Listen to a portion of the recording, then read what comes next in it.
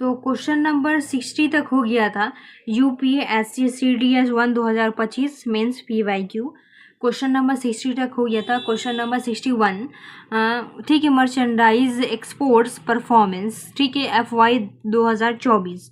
ये क्या है? Consider the following statement with respect to performance of the, ठीक है, merchandise export of India in FY 2024. Option number 1, share of capital good such as machinery, equipment and other durable goods decreased sustainably. Option 2, share of consumer goods and intermediate goods increased. So option number only B is right.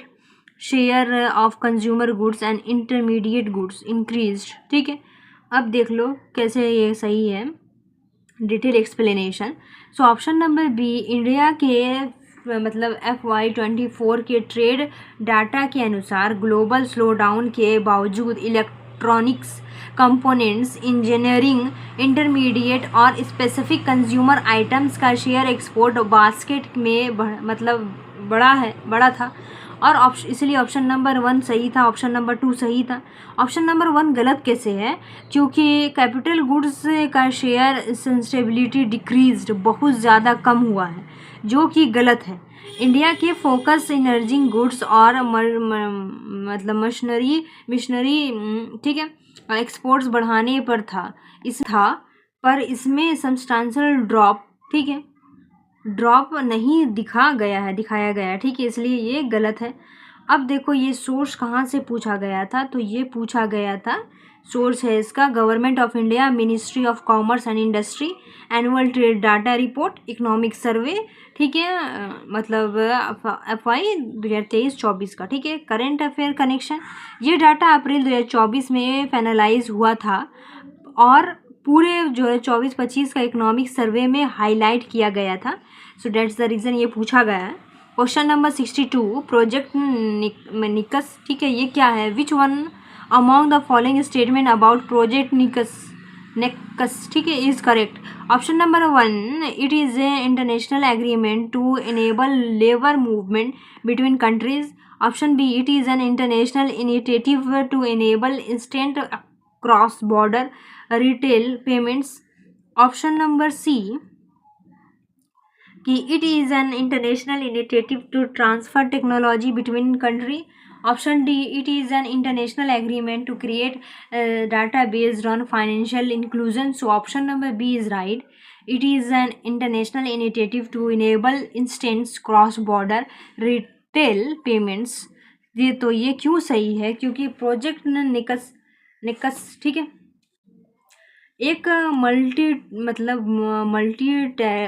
टेरिटरल global initiative है जिसके bank for international settlement BIS ने design किया है, ठीक है।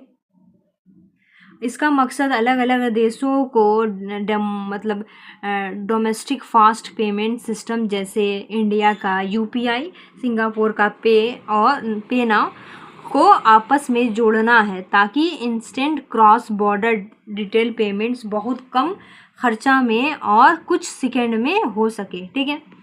अब ये another topic क्यों गलत है? क्योंकि बाकी सारे options labour movement, technology transfer, financial database, main मतलब फैब्रिकेटेड, ठीक है, में फैब्रिकेटेड है। इस प्रोजेक्ट का इन सब से कोई लेना देना नहीं है। ये इसका सोर्स है, ये कहाँ से पूछा गया था? तो RBI press release RBIS innovations hub report से। और ये करंट अफेयर 1 जुलाई 2024 को RBI ने ऑफिशियली प्रोजेक्ट निकस को ज्वाइन किया था। इंडिया, मलेशिया, फिलीपींस, सिंगापुर और थाईलैंड इसके फाउंडिंग मेंबर्स हैं। ये टॉपिक 2024 से 2026 तक मतलब जो 24 से 2026 तक लगातार डिजिटल इकोनॉमी और फाइनेंशियल टेक के करंट अफेयर्स में मतलब छाया रहा था, ठीक है। और क्वेश्चन नंबर 63 क्या है? CPI classification of housing. तो while calculating the consumer price index, housing as an item is classified as. Option A core consumer durable, option B core consumer non durable, option C core capital goods, option D core service. So option number D is right, core service. So option number D क्यों right है? क्योंकि core service सही answer है। Core service consumer price index CPI में housing, मकान का किराना मतलब rent को एक सर्विस सेवा के रूप में, ठीक है, कोर सर्विस एक सेवा के रूप में कैटेगराइज किया जाता है क्योंकि आप रहने की सर्विस कंज्यूम कर रहे हैं। इसके अलावा जब हम कोर इन्फ्लेशन निकालते हैं तो फूड और फ्यूल को हटा देते, क्या फूड और फ्यूल को हटा देते, इसलिए ये कोर कंपोनेंट्स का हिस्सा बनता है। So that's the reason option number D सही है। और अनदर टॉपिक क्यों गलत है? क्योंकि हाउसिंग कोई फिजिकल गुड नहीं है जिसे मार्केट से खरीद कर लाया जाए, जैसे सब्जी या कार, इसलिए ये ड्यूरेबल नॉन ड्यूरेबल गुड्स या कैपिटल गुड्स में नहीं आता, ठीक है, इसलिए यह ड्यूरेबल और नॉन ड्यूरेबल कैपिटल गुड्स में नहीं आता। अब देखो ये कहाँ से पूछा गया था, तो ये Indian economy by Ramesh Singh, Nitin Singhania और chapter on inflation business cycle, MOSPI मतलब ministry of statistics of and programme implementations CPI technical manual से। और ये मतलब पहले भी पूछा जा सकता है CPI और WPI के वेटेज और इनके कंपोनेंट्स पर UPSC CSE प्रीलिम्स और CDS दोनों में पहले भी कई बार सवाल आए हैं। जैसे CDS 2 में 2022 में CPI के बास्केट कंपोनेंट्स पूछे गए थे। अब 2026 में ये क्वेश्चन कैसे पूछ सकता है इन फ्यूचर, ठीक है, कि with reference to project Nexus recently seen in the news consider the following statement. So option number 1, it is spearheaded by the World Bank to regulate crypto assets. Option B, India's unified payment interference UPI is being interlinked with payment system of Asian countries under this platform. Which of the following is are correct? तो option number only 2 correct है क्योंकि इससे BIS चला रहा है जिसे क्या कहते हैं, वर्ल्ड बैंक नहीं, ठीक है, BIS चला रहा है, वर्ल्ड बैंक नहीं चला रहा है, तो इसलिए 1 गलत हो जाता है। दूसरा क्वेश्चन भी देख लेते हैं, विच of the following chemical species in isoelectronic heavy the same number of electrons with a neutral neon any atom। Option A है O2 प्लस, option two B Mg2 plus, option C H2, option D AlCl3। So option number B is right, Mg2 plus. Neon में 10 electrons होते हैं और magnesium में क्या कितना होते हैं, 12, तो 10 और 12 माइनस कितना हुआ, 2 लिखना, तो क्या है 10 इलेक्ट्रॉन्स होते हैं, ठीक है।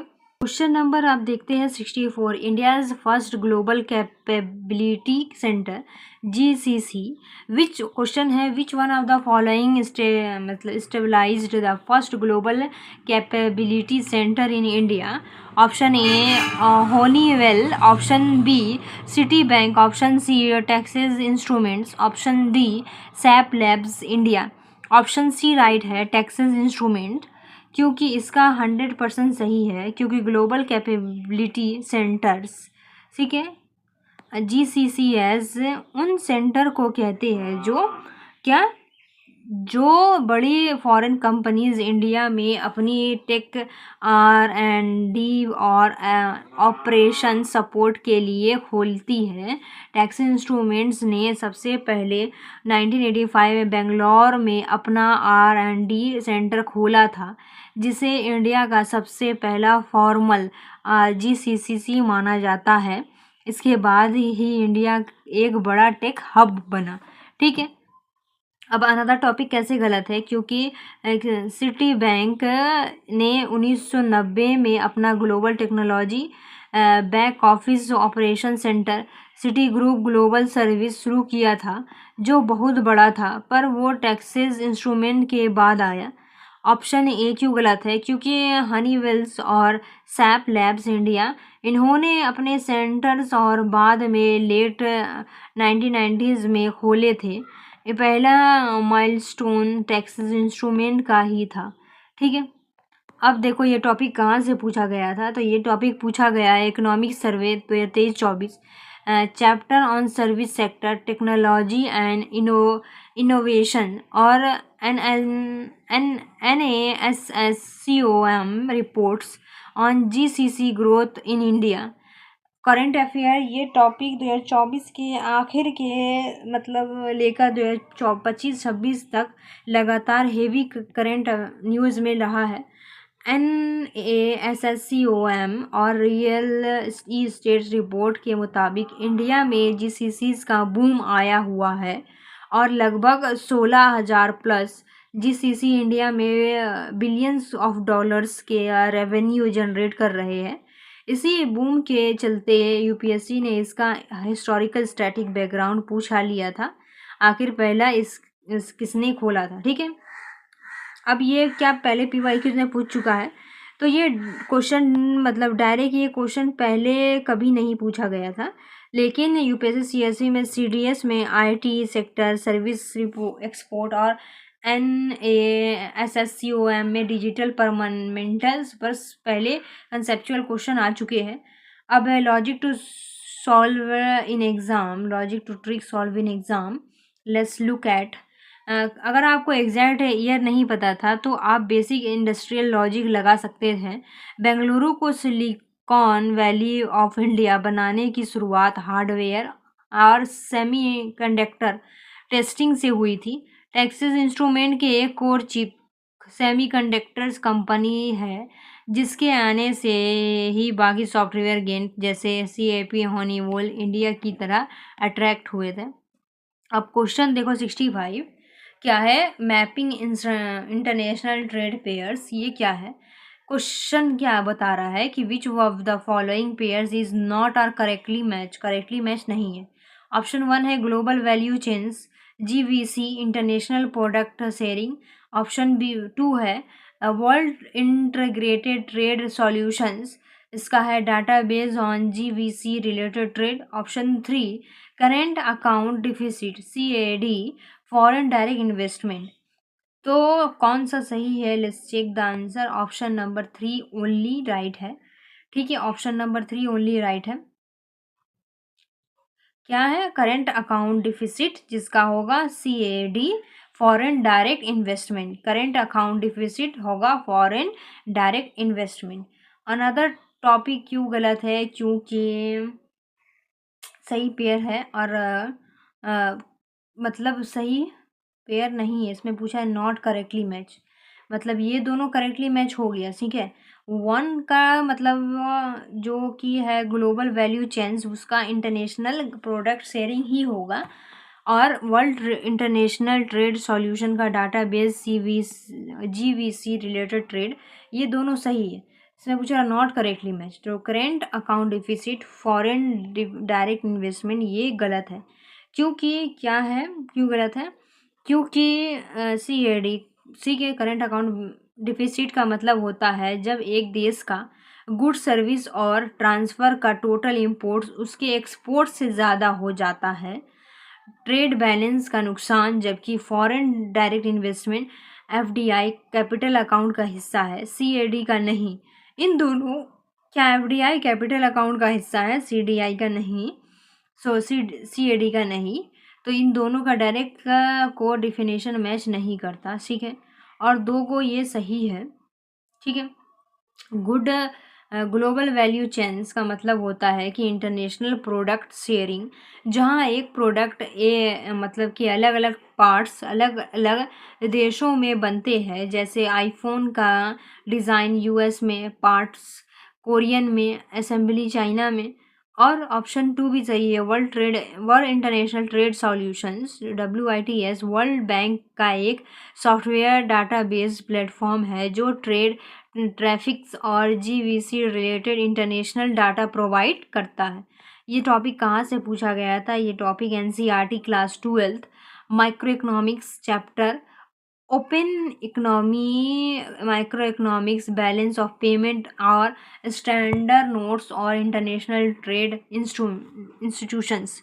और ये पहले भी पूछा जा चुका है। तो 2021 में CDS 2021 में, UPSC 2022 है balance of payment, current account और वर्सेस कैपिटल अकाउंट पर कम से कम 3 बार सवाल आ चुके हैं। तो ये UPSC का फेवरेट टॉपिक है। Logic to trick solve in exam, let's check.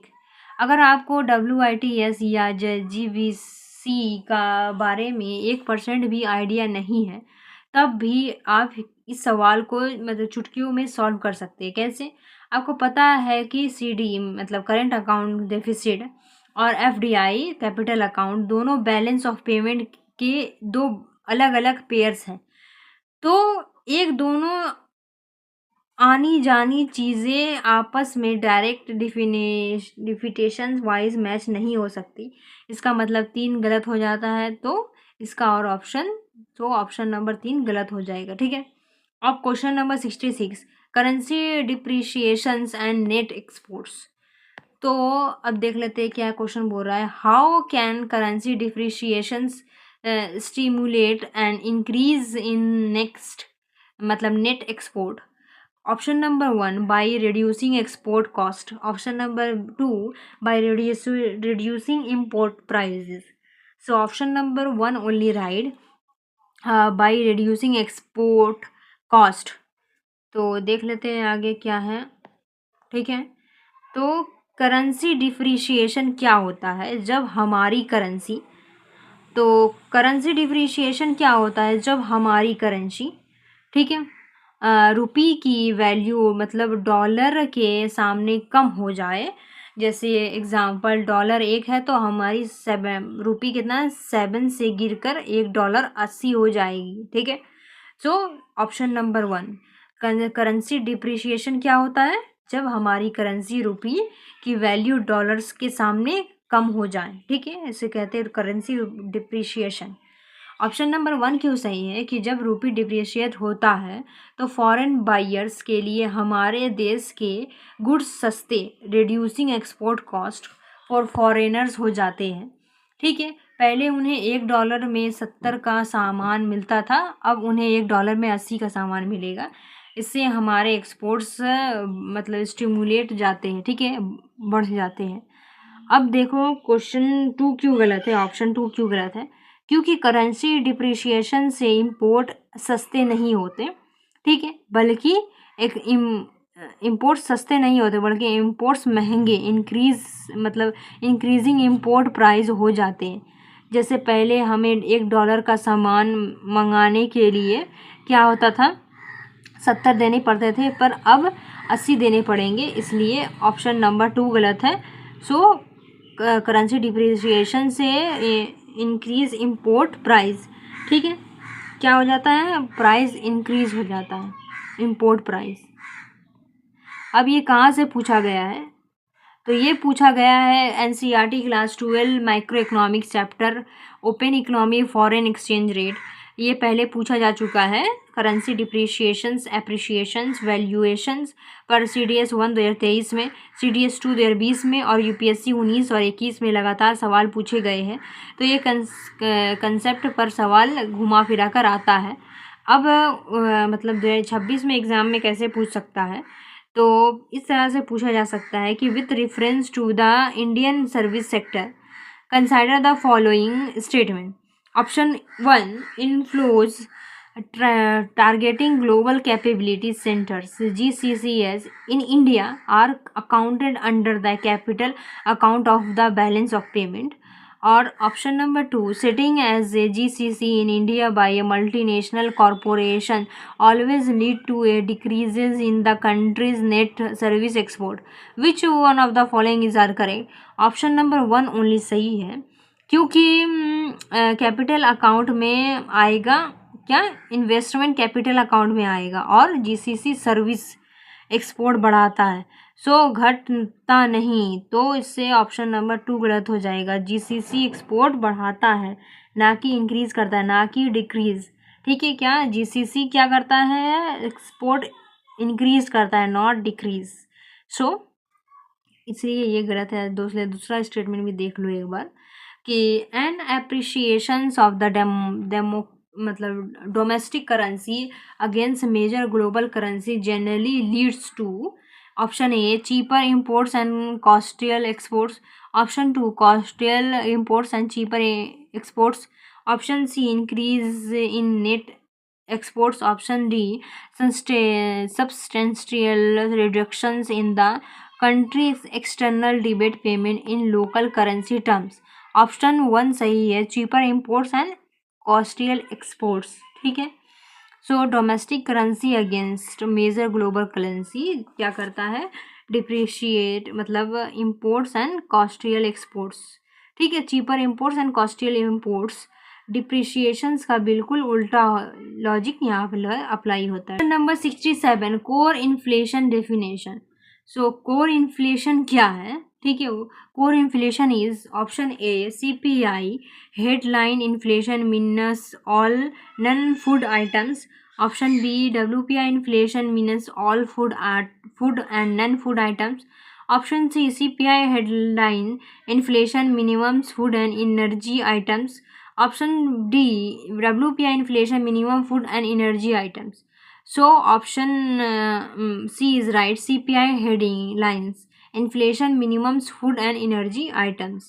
Let's check why they are correct, because जब मार्केट में हर चीज़ जैसे सब्जी पेट्रोल कपड़े, ठीक है, इन्फ्लेशन क्या है पहले देखो, इन्फ्लेशन जो है जब मार्केट में हर चीज़ जैसे सब्जी पेट्रोल कपड़े इलेक्ट्रॉनिक्स के दाम को जोड़कर टोटल इन्फ्लेशन महंगाई निकाली जाती है, उसे हेडलाइन इन्फ्लेशन कहते हैं। क्या टोटल जोड़ करके हेडलाइन निकाली जाती है, इसे टोटल, ठीक है, उसे हेडलाइन इन्फ्लेशन कहते हैं। इंडिया में इसे CPI मतलब कंज्यूमर प्राइस इंडेक्स से नापा जाता है। तो कोर इन्फ्लेशन मतलब कि निकालते हैं खाने पीने की चीज़ फूड और तेल पेट्रोल एनर्जी फ्यूल के दाम बहुत तेज़ी से ऊपर नीचे होते हैं, हाईली वोलेटाइल। ठीक है, मौसम ख़राब हुआ तो टमाटर 100 किलो ना मतलब नो हो गया, अगले महीने 20 हो गया। ठीक है, तो इसका उल्टा मतलब वोलेटिलिटी को मतलब हटाने के लिए हम हेडलाइंस इन्फ्लेशन में से फूड और एनर्जी को मिनिमम कर देते हैं। ठीक है, जो बचता है उसे कोर इन्फ्लेशन कहते हैं। ये इकोनॉमी का लंबे समय का असली ट्रेंड दिखाता है। ठीक है, असली ट्रेंड दिखाता है। अब देखो अनदर, इसलिए ऑप्शन नंबर सी बिल्कुल सही डिफिनेशन है, core inflation equal to CPI headline inflation food plus energy items. Another topic इसलिए गलत है क्योंकि ऑप्शन नंबर ए में नन फूड लिखा है, जो बिल्कुल बुनियादी रूप से गलत है। ऑप्शन बी और D WPI wholesale price index का जिक्र है। RBI अपनी मॉनेटरी पॉलिसी और महंगाई नापने के लिए CPI को बेसलाइन बनाता है, WPI को नहीं। क्या करता है RBI जो है मॉनेटरी पॉलिसी और महंगाई को नापने के लिए CPI को बेसलाइन बनाता है, ना कि WPI को। ये टॉपिक पूछा गया था स्टैटिक से class 12 micro economics chapter money and banking standard economy book से, रमेश सिंह नितिन सिंघानिया चैप्टर इन्फ्लेशन। ये पिछले भी पूछा जा चुका है। कोर वर्सेस हेडलाइन इन्फ्लेशन पर CDS 2 2022 NDA 2023 UPSC CSE में 2021 में बार घुमा फिरा कर सवाल पूछे गए हैं, और ये UPSC का एवरग्रीन कोर फाइनेंशियल कंसेप्ट है। ठीक है, कोर फाइनेंशियल कंसेप्ट है, और ये चीज़ याद रखना कि CPI जो है ठीक है वो RBI मॉनेटरी पॉलिसी का महंगाई नापने का बेसलाइन है, WPI नहीं। ठीक है, कैपिटल प्राइस इंडेक्स। अब देख लो कि क्वेश्चन नंबर 68 पोषण भी बढ़ाई भी, क्या पढ़ाई भी क्या है मतलब इन एग्ली मतलब alignment with the guidelines of NEP 2020 पोषण भी पढ़ाई भी PBPB was launched under the which one among the following programs। तो ये ऑप्शन नंबर 1 इंटीग्रेटेड मतलब teacher training programme, option B Vidya Pravesh, option number C early childhood care and education, option D Samagra Shiksha अभियान। तो ये पोषण भी पढ़ाई भी, तो इससे साफ पता चल रहा है कि ऑप्शन सी राइट होगा, early child care and education. ठीक है, अब इसको अच्छा से देख लेते हैं, इसलिए ऑप्शन नंबर सी सही है। और पोषण भी पढ़ाई भी ये ministry of women and child development ने लॉन्च किया था। इसका मेन एम देश के आंगनवाड़ी सेंटर्स को सिर्फ खाना मतलब न्यूट्रिशन पोषण बनने वाले सेंटर नहीं, बल्कि 3 से 6 साल तक से बच्चों को खेल खेल में पढ़ाने वाला मतलब प्री स्कूल एजुकेशन पढ़ाई सेंटर बनाना है। नेशनल एजुकेशन पॉलिसी NEP 2020 के तहत बच्चों के शुरुआती 6 साल के दिमाग के विकास EWC पर फोकस किया गया है।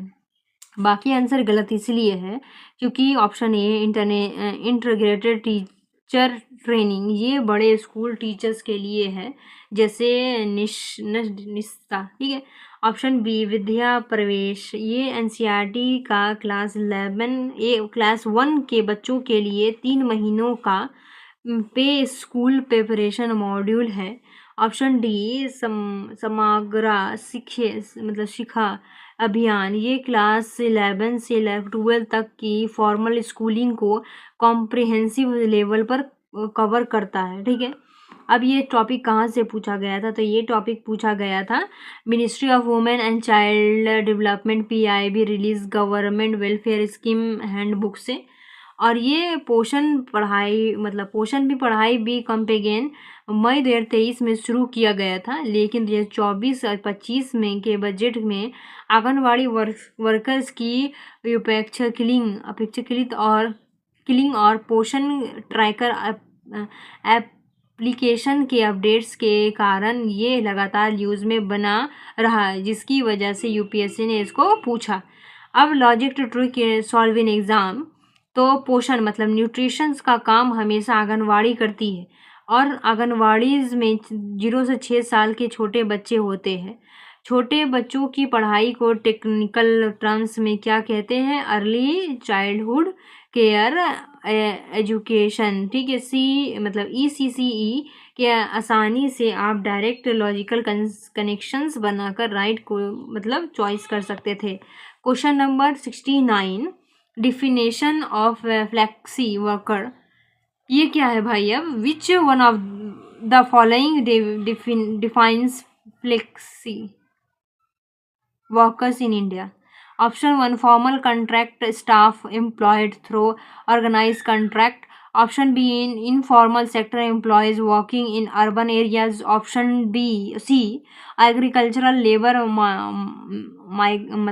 माइग्रेटिंग और to urban areas, option D regular salaried worker working in registered companies. So option number B is right, informal sector employees working in urban areas. Let's check why this answer is correct. क्योंकि flexible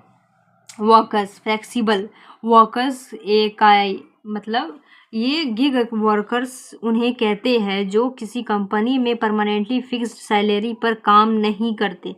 ये temporary part time freelancer या project based contract पर काम करते हैं, जैसे Swiggy Zomato delivery partners, उबेरा drivers, freelancers, coders. इन्हें कोई formal social security provident fund, pension, paid leaves नहीं मिलती, इसलिए इन्हें इनफॉर्मल सेक्टर एम्प्लॉयज़ के रूप में देखा जाता है, जो ज़्यादातर अर्बन एरियाज शहरों में एक्टिव होते हैं, इसलिए ये सही है। और ऑप्शन A, D और C क्यों गलत है। ऑप्शन A और D ये दोनों फॉर्मल ऑर्गेनाइज सेक्टर की बात कर रहे हैं, जबकि flexi worker unorganised labour marketing का हिस्सा है। ऑप्शन नंबर C इसलिए गलत है क्योंकि agriculture labour migrating to urban areas को माइग्रेट लेबर कहते हैं, फिक्सिंग वर्कर्स नहीं। ठीक है, और ये सोर्स कहाँ से पूछा गया है, तो ये इकोनॉमिक सर्वे मतलब chapter on labour employment and skill development, NITI Aayog report on India's booming gig and platform economy. और करेंट अफेयर में 24-26 के बीच में इंडिया में गिग इकोनॉमी और फ्लेक्सी, ठीक है, स्टाफिंग मार्केट में ज़बरदस्त उछाल आया है। गवर्नमेंट के नए labour codes, social security code 2020 के इम्प्लीमेंटेशंस को लेकर न्यूज़ में फ्लेक्सी वर्कर्स के राइट्स बार बार डिबेट में थे, इसलिए ये स्टैटिक डिफिनेशन पूछी गई है। और ये पहले PYQs में 2021 में, प्रीलिम्स मतलब UPSC CSE 2021 में, CDS 2 2023 में कैजुअल वर्कर और गिग इकोनॉमी पर 2 बार सवाल आ चुके हैं। UPSC का पैटर्न है कि वो लेबर इकोनॉमी से नए टेक्नोलॉजी उठाता है, ठीक है, टर्मिनोलॉजी नॉट टेक्नोलॉजी, टर्मिनोलॉजी उठाता है। अब ये 2000 मतलब आगे 2016-26 में कैसे पूछ सकता है इन फ्यूचर, तो if the global crude oil prices shoot up drastically due to the geopolitical tensions, which of the following economic indicators in India will show the least immediate change, ठीक है। सो option number 1 A WPI headline inflation, option B CPI headline inflation, option C core inflation, option D import deflator index. अभी core inflation पढ़े थे, वही answer है core inflation, क्योंकि core inflation निकालते वक्त एनर्जी क्रूड ऑयल आइटम्स को पहले ही बाहर निकाल दिया जाता है, ठीक है, इसलिए इस पर तुरंत असर नहीं पड़ेगा, ठीक है। अब देखो दूसरा क्वेश्चन क्या बता रहा है, कंसाइडर द फॉलोइंग, क्या आ गया भाई, consider the following statement regarding the social security code 2020 recently in the news. तो option number 1, it explicitly includes provisions to provide social security benefits to gig workers and platforms flexing workers. Option B, flexi workers are legally equated with traditional full-time formal sector employees regarding mandatory corporate provident fund benefits. So which one of the following is are correct? Option only 1, क्योंकि option 2 गलत है, क्योंकि flexi workers को social security framework में लाया गया है, पर उन्हें traditional full time regular employees का दर्जा नहीं दिया गया है, ठीक है, फुल टाइम का दर्जा नहीं दिया गया है, तो दैट्स द रीज़न ऑप्शन 2 गलत है। ऑप्शन मतलब question number 70, let's check integrated teacher training programme. तो क्वेश्चन है which one among the following is an integrated teacher training programme. Option A है विद्या प्रव, ऑप्शन बी है अभी हम लोग देखे थे ना इससे पहले जो, ठीक है, Nishtha, option number C Vidyanjali, option number D Diksha. तो स्कीम पर आता है, प्रोग्राम पर क्वेश्चन पूछता है, ऑप्शन नंबर बी ठीक है, निष्ठा था, ठीक है, इसका 100% सही है, क्योंकि निष्ठा का full form national initiative for school heads and teachers holistic advancement, ठीक है, इसमें मिनिस्ट्री ऑफ एजुकेशन ने लॉन्च किया है। ये दुनिया का सबसे बड़ा इंटीग्रेटेड टीचर ट्रेनिंग प्रोग्राम है, जिसका एम स्कूल, ठीक है, स्कूल के प्रिंसिपल्स टीचर्स को मॉडर्न टेक्निक से इंक्लूसिव एजुकेशन और मतलब टेक्नोलॉजी से जोड़कर उन्हें बेहतर बनाना है, ठीक है। अब ये अनदर टॉपिक गलत क्यों है, क्योंकि विद्या प्रवेश, ये तो हम पढ़े थे ना अभी, कि क्लास 1 के बच्चों के लिए 3 महीने के पे बेस्ड स्कूल प्रिपरेशन मॉड्यूल है, टीचर्स के लिए ट्रेनिंग के लिए नहीं। ऑप्शन सी जो है, तो ऑप्शन सी विद्यांजलि, ये एक ऐसा पोर्टल है जहाँ कॉरपोरेट सेक्टर या कम्युनिटी के लोग अक्सर स्कूल मतलब आकर स्कूल में अपना कंट्रीब्यूशन रिसोर्सेज सर्विसेज दे सकते हैं, ये टीचर ट्रेनिंग नहीं है। ऑप्शन नंबर डी दीक्षा, ये एक डिजिटल प्लेटफॉर्म पोर्टल है, digital infrastructure for knowledge sharing, इस पर जिस पर पढ़ाई का मटेरियल और डिजिटल कंटेंट्स होते हैं। निस्ता के सारे कोर्सेज इसी प्लेटफॉर्म के जरिए ऑनलाइन चलाए जाते हैं। यानी रिक्शा प्लेटफॉर्म है और निस्ता एक प्रोग्राम है, ठीक है। सो इसका सोर्स है ministry of education centrally sponsored scheme of Samagra Shiksha. Current affair निक्शा को पहली बार 2019 में शुरू किया गया था, लेकिन नेशनल एजुकेशन पॉलिसी नेप 2020 के इम्प्लीमेंटेशन के बाद